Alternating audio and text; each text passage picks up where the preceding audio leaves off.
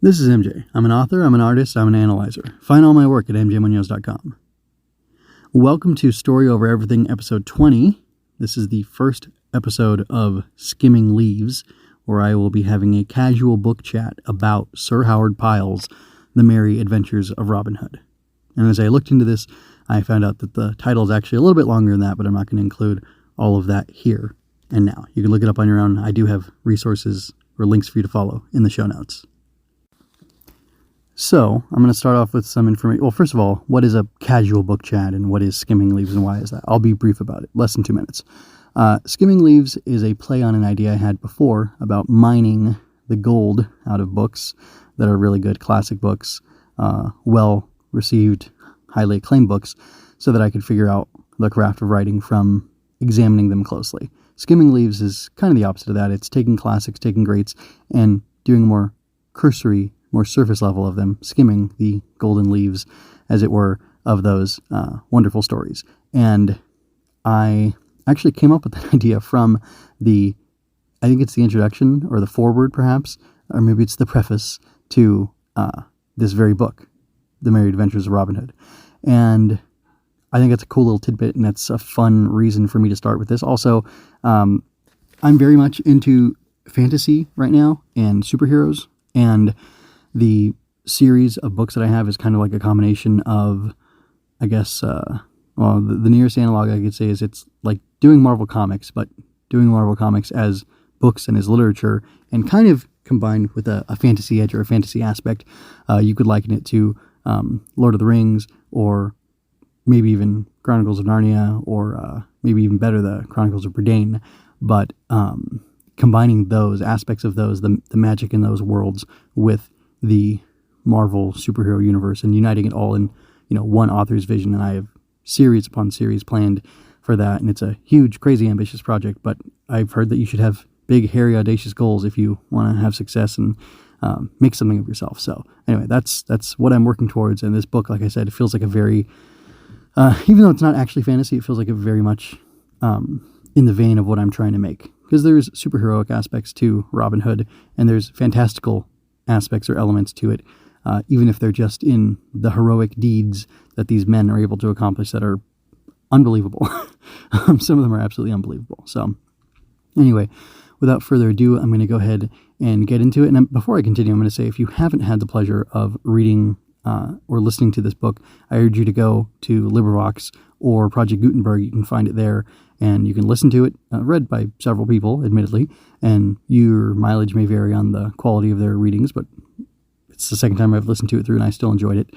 And if you want to read it on your own, with your own eyes, you can go to Project Gutenberg. Again, I have it linked here, and you can find it. And Project Gutenberg, you can find it free, free, yes, but in various formats. And I won't go into that right now. So I'm going to start with the basics of the book. The Merry Adventures of Robin Hood by Sir Howard Pyle has illustrations by Howard Pyle in it. There's maybe a dozen or so. I'm not sure. I didn't count them all, but I'm including some of them in the show notes, in the artwork done for this show. So look at that stuff and you'll be able to find it. It was published in 1883. I'm not going to do the math on that. I should do that next time. That's a while ago. It was 110,000 words, 22 chapters long. It took about 11 hours combined for all the readers to read it and for me to listen to it, including this is a presentation by LibriVox.org. To find out more, go to LibriVox.org. Here you can volunteer, blah, blah, blah. So anyway, those are the details of the book. And yes, I'm going to go ahead and touch on each chapter. I will have one comment, and unfortunately, as I started this, I was very verbose, as I'm wont to do as I start a new project, and then as time went on, I got a little more choosy with my words, and I said a lot less. So I'm basically going to assume that you've read the book, and I'm going to mention really cool, really fun things from each chapter, or the preface, the epilogue, I guess, that really struck a chord with me. And I'm not going to comment too much on them, other than to say, I think this is a wonderful book. I've advised other people to read it, and I will continue to do so. And I'll probably read or listen to it again at some point in the future on my own, just for fun, just for the pleasure of it. But in the So I will go now. In the preface, there's this phrase that's clap to the leaves and go no farther if you can't handle what is going to happen here, because this book isn't about the past being pure and I guess sanitary or antiseptic. It's about people being, I don't know, body and not that it's an inappropriate book at all, but it's just kind of outrageous what some of the heroes do, and even more so what some of the villains do in this. But it's accurate to a certain type of people in a certain time, and it reflects that, even though this is all in the land of fancy that this is happening. So if you can't handle that, if you can't have fun, if you can't go with the flow and accept outlaws and bandits as heroes, then you should go no farther. You should clap to the leaves and let this book be. So that's it for the preface. From chapter 1, which I called Outlaw, and for some reason I gave a subtitle to each chapter, maybe for context to help me remember what was in it and help you remember what was in it if you've recently read this or not so recently. So anyway, from chapter 1, which I dub Outlaw, Heart's Blood versus Heart's Blood, H-A-R-T, speaking of a deer, venison, and then H-E-A-R-T, is a really interesting literary flourish. Robin Hood is killing a deer. He's killing a deer in order to prove how good of a shot he is and how expert he is as a yeoman. And he is basically attacked, and in self-defense he pulls his arrow and looses it on a relative of the Sheriff of Nottingham, and he ends up killing that man, and both the heart's blood and that man's heart's blood spill onto the green lawn, the grass, which is described as being beautiful and lush and full of life.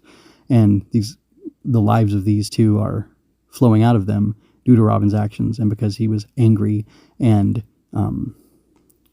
had the heat and the pridefulness of youth, and that kind of led to a loss of his innocence. After that, he becomes an outlaw hero, and lots of other men in Nottinghamshire are made outlaws for various reasons. They didn't have enough money to pay exorbitant taxes, or many other incidences happened to them, and they ended up becoming outlaws. And while they were being outlaws, they helped people. They didn't necessarily rob from the rich and feed to the poor, or feed to give to the poor, as is the common saying about Robin Hood. But they basically did that, and they helped out the common folk who were oppressed by the law and by people who had power and who were close to the law, or people in positions of prominence and state, whether that be lords or clergymen or whoever. So it's pretty interesting. And the common folk knew they had nothing to fear from Robin and his men, because they wouldn't go after them. They wouldn't take from them. They would take from those who, stole from everybody else, pretty much. Little John apparently is 7 feet tall, which is crazy, and Robin's pretty tall. He's 6 something, but they don't quite say, or at least not to my recollection. And he fought off 20 merry men after having fought Robin for over an hour, and then defeated Robin, and Robin fought him for over an hour. So I guess by the transitive property, Little John is really, really strong. Robin's really, really strong as well. And I guess Little John is a little tougher than Robin. And there's this hilarious thing where they take him into Sherwood Forest, and they baptize him with beer and give him fresh new clothes to wear, and make him part of the band. And his name is actually originally John Little, and then they dub him Little John. And at first he's mad, but because they christen him and he has his baptism, he accepts it and just goes along with it. Okay, chapter 2, Tinker. Robin is a trickster. I like that. Is it honor or regret that keeps him from killing the Tinker? Either way, I like how he folds these people into his band of merry men. Also, I like that the Tinker is a singer for the group. That's a lot of fun. And these people, the Tinker becomes part of the band, and so does Little John, who are people, he fought one in chapter 1 and the Tinker in chapter 2. Chapter 3, shooting. I believe this is the shooting match. Apparently the Sheriff of Nottingham has a wife. That's interesting. I've never heard of that or thought of that before, but it makes sense. Robin wears a costume over his clothes. He's wearing his Lincoln green, his famous Lincoln green, and he wears, red rags and such over that. And it seems a little weird to me. It seems like it'd be super hot and uncomfortable to wear that, but he did it. I find it exciting that there are untold tales of merry men from their adventures going to the shooting match. leaving little avenues like that open for more stories is nice. And then Robin's pettiness at being called a coward by the sheriff is funny. And then him taunting the sheriff was a good way to end the chapter. And he taunts him by shooting a blunted arrow into the sheriff's hall while he and his men are eating. And it says something about like, oh, thanks for giving me the prize, basically, which is fun. Okay, chapter 4. It's called Rescue, or I'm calling it Rescue. The Palmer mentioned something about Normans and bishops when speaking up for Will Stuteley. He called himself a Saxon and a yeoman in his youth. Robin Hood and the Merry Men are called yeomen. I don't know what all those terms mean, but it sounds like there's some sort of class warfare and ethnic divide at play. It may seem odd, being that all these people are quote-unquote white, but remember that the French and English fought a lot with each other, and even the Irish fought with England, and I heard the Scots actually. And there is the IRA conflict, I know a little of, in Ireland as well, and that's between Irish and Irish. The bottom line is, one, as long as the characters have a clear understanding of what divides them, the audience does not need to fully understand the context of the conflict, and two, people may fracture or ally themselves in a variety of ways, and it is silly to dismiss out of hand the differences in a conflict, even if you don't understand them, like me here. Okay, next, I love Robin's regret over killing the sheriff's kinsman. This book is more episodic than serial. But that thread of remorse is being actively woven through these merry adventures, and it didn't have to be. I think it is moral, the book that is, without being preachy, which is good. Okay, moving on. As Robin says, now let us get straight away into Nottingham town and mix ourselves with the people there, but keep ye one another in sight, pressing as near the prisoner as his guards as ye can. When they come outside the walls, strike no man without need, for I would fain avoid bloodshed. But if ye do strike, strike hard, and see that there be no need to strike again. Then keep all together until we come again to Sherwood, and let no man leave his fellows. That's really cool. He doesn't want to kill. He'll kill if he has to. He'll tell his men to kill if they have to, but it's kind of the last option, and they want to have retribution, killing be swift and sure, and not lead to more death and more suffering. Stuteley's acceptance of death and desire for an honorable death is interesting. Honor is so important that it is desirable to die with honor when death comes, as it must for all. I think that's more of something about the people in the context of their time, where maybe life was harder in a lot of ways, but maybe it was simpler and better in others. The brotherly love between Will and Little John is great. They are men and brothers in arms, and that is a beautiful thing. Chapter 5, Butcher. This chapter is hilarious. It's so much fun. Robin is factual but not truthful when tricking the sheriff. The brothers, the cattle, the acreage, the danger of Robin Hood to the sheriff being the same as the danger to Robert the Butcher O'Locksley. That's all great. He basically, by technicality, is honest but dishonest to the sheriff, and he keeps doing that throughout the book to different people, and it's a lot of fun. Chapter 6, they go to Nottingham Fair, I guess. The way Eric Lincoln is spoken of, it feels like he should be somebody that we know, but I don't know if he is or not. Reynold Greenleaf is a cool false name for Little John that he adopts for quite a while. And I can't believe that Little John went to work for the sheriff as Reynold Greenleaf. That's hilarious. In chapter 7, the sheriff's house, Little John has grown quite fat, living in the sheriff's house, and at some point he runs 5 miles, and it's hilarious to think of this, more rotund Little John running all that distance. And it was after he and the sheriff's cook had an eating match with each other, basically, in the larder, it sounds like. And then the cook ends up defecting and going with Little John and Robin Hood's Merry Men and living in Sherwood and becoming their cook instead. Chapter 8, Tanner. Little John getting trashed is fun. I don't remember what all that is, but he must get made fun of a lot in that chapter. And the book has fun with it, and I have fun with it, so it's all good stuff. Chapter 9, Will Scarlet. Will is another outlaw. He's Robin's nephew and Little John's leverage. Ooh, what's that about? I think, there must have been some sort of competition going on between them, and Little John wanted to use him against Robin. Oh, I think because he trounced Robin, and they say that he pulled up an entire tree. I don't remember if he made a switch or a staff out of it for himself, but he did something, and he's super, super strong, and it's never explained why, and it's just, I don't know, it's kind of a joke, I guess. Chapter 10, Midge. So they say that tragedy plus time equals comedy. They also say that laughter comes from the unexpected or unbelievable becoming real. Either way, I suppose that means that the best punchline is the one you never saw coming. The vaunted Robin Hood and 3 of the mightiest men he knows being outfoxed and outclassed by a miller's son named after a tiny fly can certainly be called an unseen haymaker. And I think that chapter 10 was the funniest chapter yet. With Midge the Miller's son. I believe that's the actual title of the chapter. Chapter 11, Ellen a Dale, the minstrel. So Ellen a Dale and Ellen so-and-so are in love, but kept apart. Pyle name dropped Pope Joan, which was really cool. Look up Pope Joan if you don't know anything about her. Let's see. Oh yeah, May Ellen's Wedding is a lovely song. That's something that Ellen a Dale sings to Robin Hood and his merry men in Sherwood Forest as they're waiting for stuff to happen. Chapter 12, Holy Tuck. We have Holy Hounds and Will Scarlet surprise. So, Will Scarlet, like I said, is Robin's cousin. Somehow he knows Friar Tuck and is familiar with Friar Tuck's dogs, his hounds. And at some point, Robin blows on his famous silver horn, which I haven't mentioned this yet because it's in the books and I didn't think to do that. And he blows 3 times on it and his merry men come rushing in to save him. And then, he basically asks Friar Tuck for permission to do that after they've been fighting each other for a while. And Friar Tuck says, that's fine as long as I can blow on my whistle, the same as you blow on your horn. And he does, and these dogs come out and attack him. And the men are going to shoot the dogs until Will Scarlet comes up to them and makes nice with them, and they're affectionate with him because he knows them and they know him. And that was a huge surprise, and that was a lot of fun. And I actually looked into it, and in one of the older versions of the ballads of Robin Hood, there's actually 20 dogs or 100 dogs or something like that, and all of them get killed except for a couple of them, and it's pretty crazy.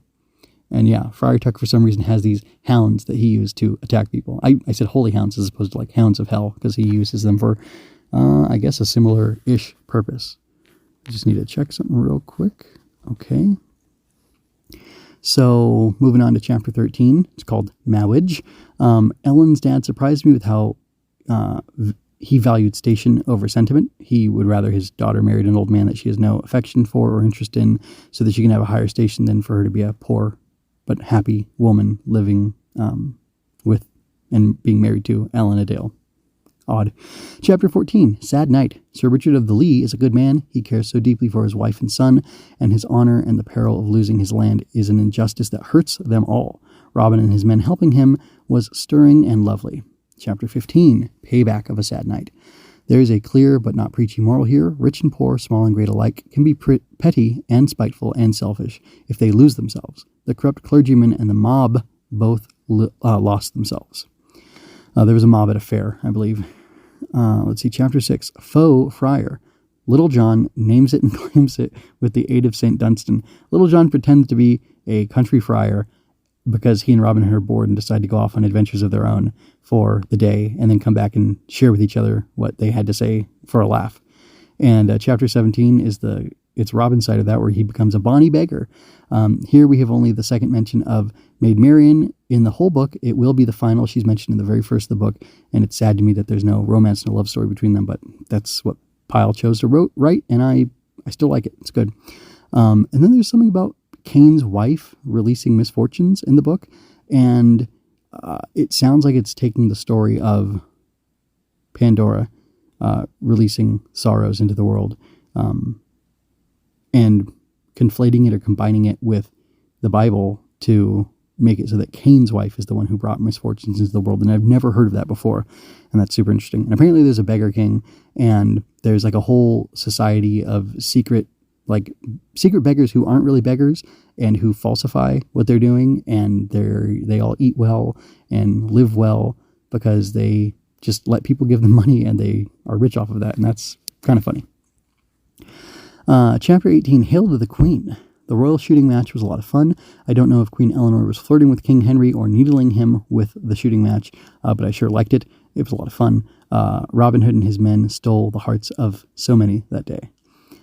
Chapter 19, One Bad Bishop. I know no one is perfect, and I know I'm defending a robber here, but the bishop in this chapter is not what I would call a godly man, with him poisoning King Henry against Robin, and it's petty and vindictive, which you would not expect from a man of the cloth. And this man had been taken into Sherwood Forest and fleeced previously, so he's getting revenge on Robin, which I kind of get and kind of don't, because they stole his money from him that he corruptly got out of people, and now he's trying to get them killed inappropriately, like on false claims. Let's see, Chapter 20, Deadly Guy. Robin's righteous killing is an interesting turn for him, and it's almost like Pyle was writing like a normal or like a modern book with a full character arc, and it's not just a series of adventures, because there's this whole thing with this guy or Guy of Gisborne, who's a bad hombre, but Robin puts him down, and he's happy. He gladly puts him down, and he's not sad about it, which I'm not either, because I feel like it was an appropriate killing. Chapter 21, The Lion's Heart. I almost want a book about King Richard after this chapter, because he basically seemed like a guy like Robin, going on adventures and having fun and enjoying what life throws at him, even if it knocks him in the dirt a little, because he's like a salt of the earth, kind of blue collar type guy. And it was really interesting to see that. Chapter 22, which is the last chapter, I'm calling Mercy. Robin Hood had become a man of war, and he brought war to the Greenwood. In his pride and anger, he fought and killed, as he did as a youth. It is poetic and tragic and sobering. His heart's blood was leached from him in fear and bad humor, but it was stayed as he stayed Little John's hand, and he acted, with mercy in his death as he had for much of his life. And he's betrayed by somebody, and it's pretty brutal that it happens and how it happens, and it's really sad when he dies. And Little John wants to basically murder like a dozen women for killing Robin, and Robin stops him, and it's just, it's really sweet and moral and good and righteous, and again, it makes him feel like such a hero, and it makes me so happy to read that. And it's inspiring that, like, even though he had been betrayed like that he sought not vengeance, and that's super admirable. So anyway, I love this book. I think it's absolutely fabulous. I shared my thoughts gently, casually on all those, and I guess it was casual because I didn't really go into deep spoilers, and I didn't talk extensively about each chapter, so maybe that'll work. I'd like to be more terse with it and see if that works. I'd love to hear your feedback on it, how you thought the format of this worked, if you've read the book, what you think of The Married Adventures of Robin Hood, and just how it went overall.